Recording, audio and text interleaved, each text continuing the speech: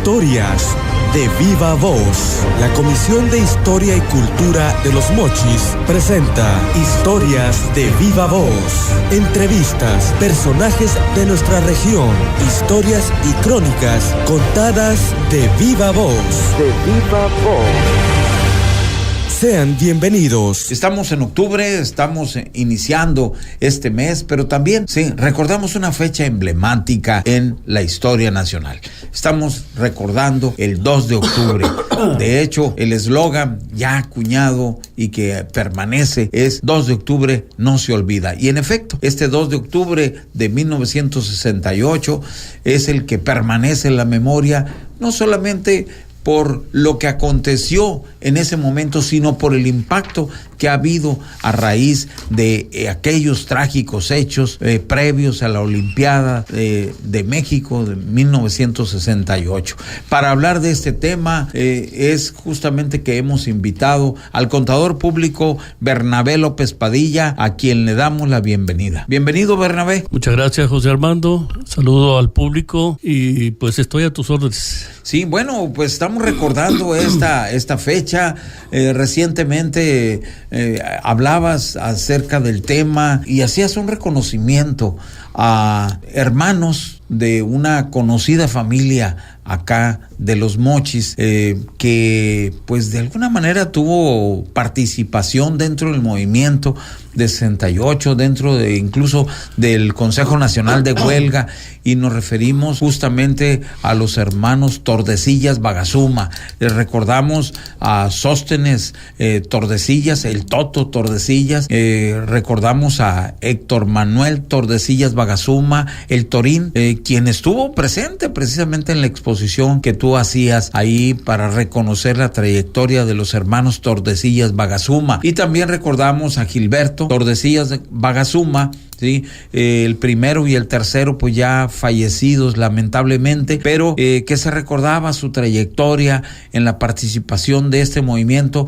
sobre todo porque fueron estudiantes muy activos dentro del Instituto Politécnico Nacional, que tuvo una participación también muy activa dentro del movimiento estudiantil de 1968 y que estuvieron incorporados a las distintas actividades del Comité Nacional de Huelga. Y pues acerca de estos hechos y sobre todo para hablar de esa trayectoria de los hermanos Tordesillas Bagazuma, pues nos gustaría que iniciaras tu presentación aquí. En primer lugar, ¿en qué contexto estamos hablando? O sea, todo el mundo habla del movimiento estudiantil, pero ¿cuál es la razón de ser de este movimiento? ¿Por qué se gesta? ¿Por qué se inicia?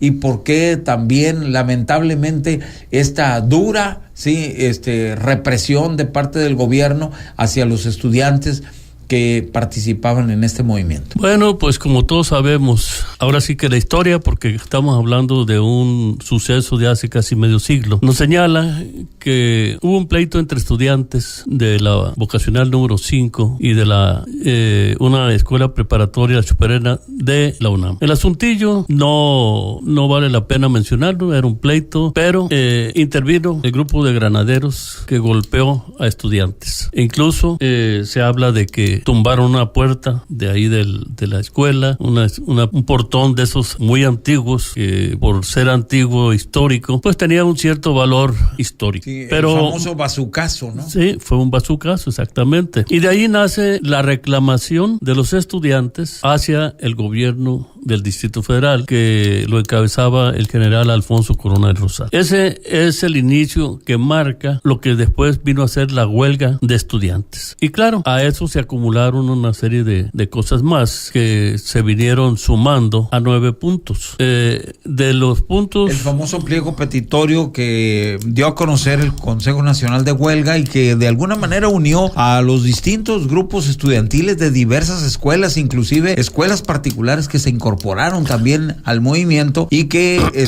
de alguna manera también apoyaron campesinos, obreros, y que mucha gente, trabajadores comunes, pues participaron, amas de casa, y que todos de alguna manera se sintieron identificados con el movimiento y que expresaban su solidaridad. Así es, efectivamente, dentro de los puntos más importantes, la ley, la Constitución contemplaba en ese momento, artículo 145, prohibiendo las manifestaciones multitudinarias como las hay ahora, ¿no? Sí, lo que identificaba como sedición social, ¿no? Es decir, de alguna manera preveían ahí que pudieran surgir ciertos elementos que pudieran, pues, golpear al gobierno, resquebrajarlo, y de alguna manera decían, no, estas manifestaciones tienen que darse, es un ejercicio de la libertad de expresión, es un ejercicio de nuestros propios derechos, por lo tanto, este artículo está de más y debe ser sustituido. Efectivamente,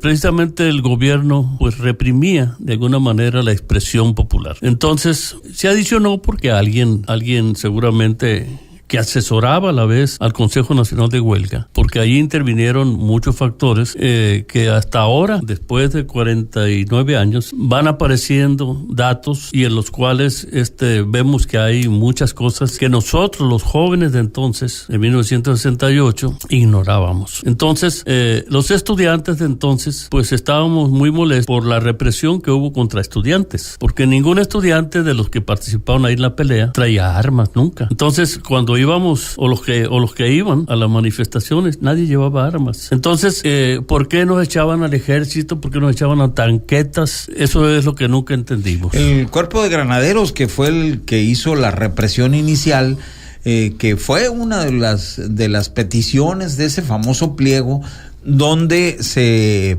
exigía la desaparición del cuerpo de granaderos por considerarlo un cuerpo represor de la sociedad. De hecho, eso siempre fue, y más bien los granaderos estaban para aplacar a los porros. Los porros siempre existieron en el ámbito deportivo, ¿no? El Poli contra la UNAM, siempre había broncas, siempre había problemas y tenían que entrarle ahí los granaderos a aplacar a la gente. Pero en esta ocasión pues ya fueron más allá. Y sí, entre los puntos que se nombraron, que se señalaron, pues estaba primeramente lo de la disolución social, luego que quitaran a Alfonso Coronel Rosal como regente, porque pues había hecho una represión indebida, y además Coronel Rosal, hay que recordarlo, era un pretendiente a la presidencia de la República. Se le consideraba un precandidato, vamos a decirlo, como ahora están hablando de Videgaray, de Mid y de una serie de personas, ¿no?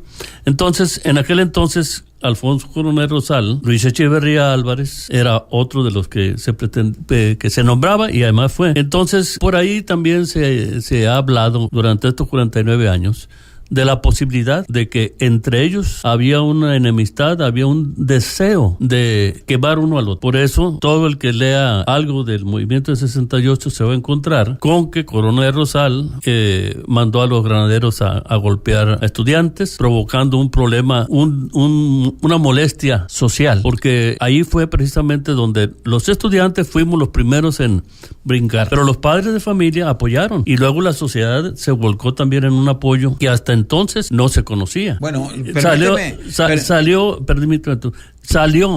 entonces el coraje de la gente que estaba subyugada y aflora y apoya al movimiento estudiantil. Entonces, para mí, ahí es esa la flama que inicia todo lo demás. Pero hay muchas otras cosas también que comentar. Sí, precisamente esto no lo podemos ver en un contexto aislado, sino que está enmarcado también en una serie de movimientos estudiantiles que se habían estado dando, que también habían sido reprimidos. Concretamente en el 66, en el 67, ya estaban surgiendo estos movimientos estudiantiles en nuestro país reprimidos, pero también en Estados Unidos, estaba en Francia, en Alemania, en Estados Unidos, movimientos estudiantiles muy importantes que también habían tenido una represión.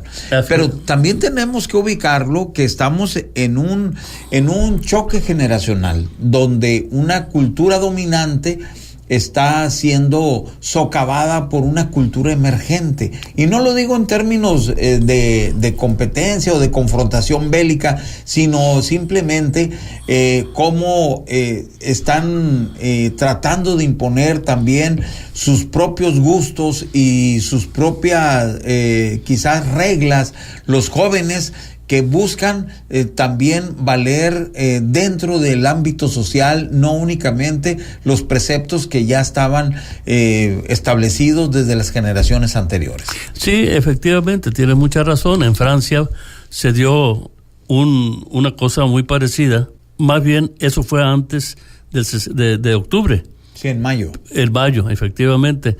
Entonces, se tomó luego como una imitación de los mexicanos a los franceses. ¿Por qué? Porque fue una cosa similar, pero aquí sí hay que puntualizar, hay diferencias. Como lo decía ayer Héctor Manuel Tordesillas Bagazuma, el Torín, no pretendíamos, dijo, desestabilizar al país, no se pretendía dar un golpe de Estado, no se pretendía quitar a Díaz Ordaz. Lo único que se pedía eran esos 9 puntos y se acabó. Sana paz. Nada más que el gobierno de Díaz Ordaz sí se fue muy lejos, porque en agosto hubo una matanza ahí en el Zócalo, de esa casi nadie habla. Si no mal recuerdo fue el 29 de agosto. Y precisamente ahí aparece por primera vez, ubican a Sócrates Campos Lemus como una persona que movía a los estudiantes y que con el micrófono dijo: aquí nos vamos a quedar, no sé qué y no sé cuánto más, ¿no? Y los estudiantes pues dijeron: aquí nos quedamos. Yo no estuve ahí, pero he platicado con amigos muy cercanos de Sócrates que me dicen: bueno, pues sí lo dijo Sócrates, pero también, por otro lado, hay la relación de Sócrates Campos Lemus con el Javier, ¿qué? Gutiérrez Barrios. Fernando Gutiérrez Barrios. Sí. Entonces, aparentemente trabajaba para Gutiérrez Barrios, ¿no? Entonces, estaba inmerso, estaba infiltrado. Pero era el director de la Federal de Seguridad. Exactamente. Entonces, allí es donde empieza uno de los problemas o se provoca un problema. Cualquiera de las dos cosas, como lo quieras ver. Entonces, allí interviene el ejército y en la madrugada saca a todos los estudiantes, más de 3,000, según lo que yo he sabido, pero quiero que sepas que allí esa noche habían llegado 50,000 o un número superior a los 3,000 que se quedaron, ¿no? Aún sin embargo, los sacaron a todos con tanquetas y hubo muertos, nada más que pues en ese momento el control periodístico era muy, muy cerrado y no afloró tanto, no se hizo tanto escándalo. Entonces, volvemos a lo mismo, más para atrás, a mí me tocó estar el 15 de septiembre en la noche en la rectoría de la UNAM. Tú la conoces, es una explanada muy grande, cabe un mundo de gente. Y esa noche yo creo que estaba tan lleno que yo no soy buen calculador, pero pues sí, 50,000 sí habíamos ahí. Había mucha gente. Que fue el grito alterno encabezado por el ingeniero Herberto Castillo. Exactamente. Castillo, ahí, ¿no? El grito lo dio Herberto Castillo. Y yo me acuerdo y todavía me emociono. Nadie estaba tomando. Todos estábamos en sana paz. Nadie llevaba un cuchillo, nadie llevaba una pistola. Entonces, y yo recuerdo que ahí que viva la Universidad de Sonora, que los estudiantes caídos en Sinaloa, que esto, y bueno, pues están motivando a los que estamos ahí presentes, de alguna manera, a que la adrenalina nos subiera. Y yo sí sentía emoción, porque sabía que estábamos rodeados por tanquetas.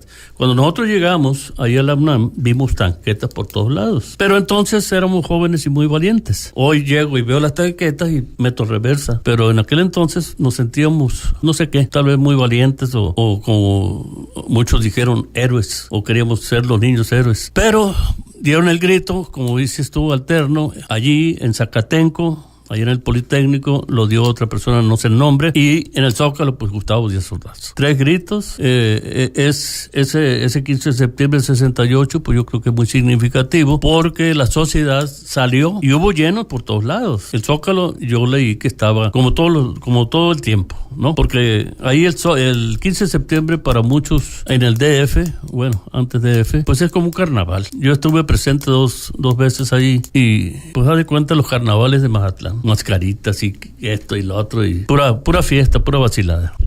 Entonces, ahí ya se ve un despertar de la gente, ¿no? Ya la gente estaba molesta, pues, por lo que había pasado antes. Y bueno, pues ahí se vino lo trágico, pues, que fue el 2 de octubre, porque allí en Tlatelolco murieron personas, pues, que inocentes totalmente. Pero, por ejemplo, para llegar a esta represión de parte del gobierno, pues también influyó el nerviosismo de parte del gobierno federal al ver acercarse la fecha de las Olimpiadas. Las Olimpiadas se iban a inaugurar el día 12 de octubre de 1968. Y sin embargo, estábamos hablando de que estábamos a 10 días del inicio de las Olimpiadas y todavía el ambiente era de tensión, de inquietud, donde el gobierno no tenía control de los estudiantes y justamente surgieron las versiones de que los estudiantes querían impedir la celebración de las Olimpiadas. ¿Sí? Y esto, pues obviamente obligaría al gobierno a caer en un desprestigio, en una incomodidad a nivel internacional, de tal manera que se dice que esto empujó o brilló al gobierno a la represión. Una respuesta fuerte. Mira, en ese momento de 68, los jóvenes de entonces, pues estaban más desinformados todavía que hoy. O sea, estamos totalmente desinformados. Porque hoy mismo, en 2017, ni tú ni yo sabemos qué está pasando en México dentro del gobierno. No tenemos la información que puede tener Peña Nieto, que puede tener Osorio Chong, Videgaray, Meade, en fin, es una información que el pueblo no tiene, con la que los gobernantes tienen que manejarla y tienen que tomar decisiones. Tú acertadamente hablas de que el gobierno estaba nervioso porque estábamos a escasos días de inaugurar un evento extremadamente importante, porque tú recordarás que Rusia o la URSS quería esas Olimpiadas, pero se atravesó a Estados Unidos y no dejó que la URSS tuviera esas Olimpiadas y se asignaron a México. Para ello tuvo que ver mucho, pero mucho Estados Unidos. Y aquí tengo que hacer referencia a una información que en ese momento no teníamos, ni el pueblo de México y menos nosotros como estudiantes, que había 3 personajes de aquí de México. Uno era el secretario de Gobernación, Luis Echeverría Álvarez, Fernando Gutiérrez Barrios el otro y Díaz Ordaz el presidente, que nada más ni nada menos estaban en la nómina de la CIA, colaboradores de la CIA desde quién sabe cuánto tiempo atrás. Entonces, si tú relacionas todo eso y dices, bueno, la URSS quería ser la sede de las Olimpiadas, se asignan a México por intervención y apoyo de Estados Unidos. Acuérdate que llegaron muchos millones de pesos para la construcción de estadios, incluso en Cuapa se hizo. Ahí estuvieron los alojamientos de la Villa Olímpica. De la Villa Olímpica, sí. Así es, que son edificios de departamentos donde se alojó a los miles de deportistas de todo el mundo y que posteriormente, pues esa inversión se recuperó a través de la venta de esos inmuebles, ¿no? Así es, pero fue una inversión que Estados Unidos aportó, así, ahora ahí te va y hazlo. Entonces, México definitivamente no le podía fallar a Estados Unidos, o visto de otra manera, Lintempo 4 o 6, ya no me acuerdo el número, que era Díaz Ordaz. O sea, con el apoyo del Lintempo se reconocían a Díaz Ordaz, a Echeverría y a Gutiérrez Barrios. Entonces, no podemos nosotros ya. O sea, eran los nombres clave. Eran la clave, sí, eran el apodo que tenían para la clave secreta, pues, ¿no? Aquí te habla el Lintempo 4. Como miembros de la CIA, ¿no? Como integrante de la CIA, sí. Fernando Gutiérrez Barrios era el 4. El 2 era Díaz Ordaz y el 8 era Echeverría. Eran agentes de la CIA. Entonces, cualquiera con tantito cerebro, pues dices tú, bueno, pues, ¿a qué estamos jugando, no? ¿De qué se trata? Y evidentemente, pienso que de allá de la Caja Blanca se tomó la decisión.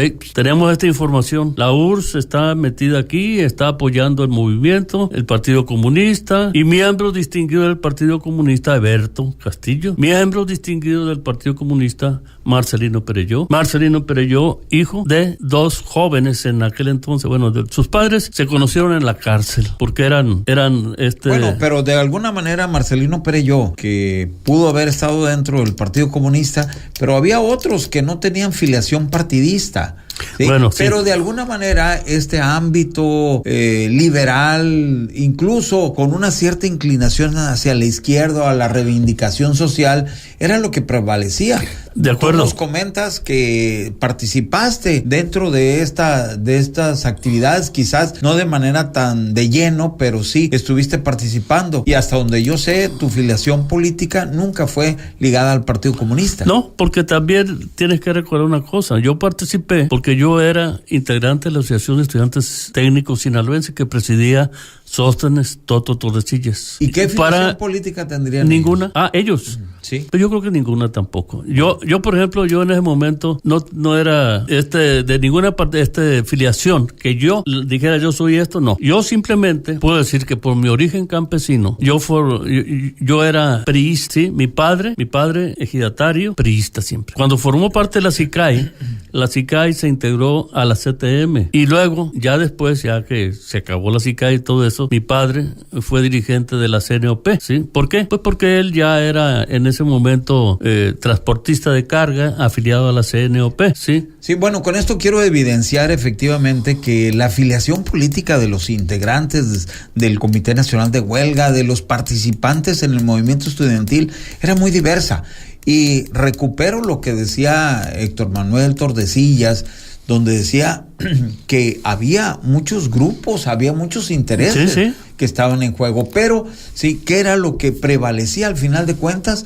Era de alguna manera lo que funcionaba de manera democrática, él decía, porque era como un ensayo democrático en donde todas las fuerzas participantes, todos los intereses que se conjugaban, los que daban mayoría, sí, eran precisamente los que se iban acomodando y había distintas ópticas de cómo llevar el movimiento. Había gente que quería ser mucho más radical y otros que no lo dejaban que el movimiento fuese más radical. Sí, por eso te decía yo ahorita y señalé que Marcelino provenía y Eberto provenía del Partido Comunista, ¿no? ¿Por qué? Por la relación que te estoy diciendo entre CIA, la relación entre Estados Unidos de pleito con la URSS y todo eso, ¿verdad? Se dijo incluso, los periódicos lo dijeron, ahí está. Lástima que ahorita no traigo la presentación que llevé ayer y que... Bueno, pero si hablábamos de que los medios de comunicación estaban muy controlados, era una libertad de prensa muy acotada, pues lo que dijeron los periódicos realmente no se puede tomar con una certidumbre plena, ¿no? Mira, exactamente, no, había control, ¿no? Pero aún sin embargo, fíjate bien, el Sol de México dijo, el objetivo, frustrar los 19 Juegos Olímpicos. Bueno, o sea, es lo que está diciendo un periódico que sabemos que era de García Balseca, un señor totalmente del gobierno, ¿no? Sí. Entonces, ¿qué están diciendo aquí? Hay o hubo la intención de desestabilizar a México para que no se realizara. Bueno, pero esta es la versión del Sol de México, ¿no? Sí. Y además, los estudiosos del movimiento del 68 y sobre todo del papel de los medios de comunicación en aquel momento, justamente señalaban que el Sol era quien más manipulaba para desinformar acerca del verdadero carácter del movimiento del 68. Por lo tanto, no podemos decir que sea una fuente confiable, ni mucho menos, sino más bien una directriz de manipulación, de desinformación que ejercía el Sol de México. Exactamente, igual que Televisa. Porque recordarás que Jacobo Zabludowski era la estrella de Televisa en los noticieros. ¿Y qué dijo esa noche? Del 2 de octubre, ya había pasado en su noticiero, estaba en un momento exacto donde ya podía hablar de que lo que ya había pasado en Tlatelolco y no dijo nada. ¿Por qué? Como dices, pues por el control que existía. Ahora bien, en estos 49 años que han pasado, se ha escrito cantidad de libros, cantidad de novelas, opiniones, etcétera, etcétera, ¿no? La información y el análisis. Por ejemplo, ayer Tordesillas decía, Torín, decía, aquí traigo el proceso. Sí, se refería a una edición especial que el proceso le dedica al movimiento del 68. Sí, proceso, ¿no? Con Julio Scherer siempre estuvo en contra del gobierno. Ahora, tú peleate con el gobierno, échale golpes y como periódico, como prensa, te van a comprar. O sea, es el negocio, como dicen los gringos, es el business, ¿no? Entonces, por eso, una revista que pegó mucho en aquel entonces se llamaba Por Esto, ¿te acuerdas? Sí. De uno de los Menéndez de Yucatán, del diario de Yucatán. O sea, sí, que era la continuidad de Por qué, ¿no? Que fue la continuidad de Por qué, exactamente. Sí. Entonces, ¿qué pasa? Bueno, pues la prensa tiene que venderse, ¿no? Los negocios son negocios, o como decía mi tata, vacas que no dan leche, pues ya sabes, hay que venderlas. Muy bien, estamos analizando el movimiento del 68 y la participación de la prensa para la información y la desinformación de aquellos acontecimientos, en conversación con el contador público Bernabé López Padillas, aquí en Historias de Viva Voz. Vamos a hacer una pausa y en un momento continuamos.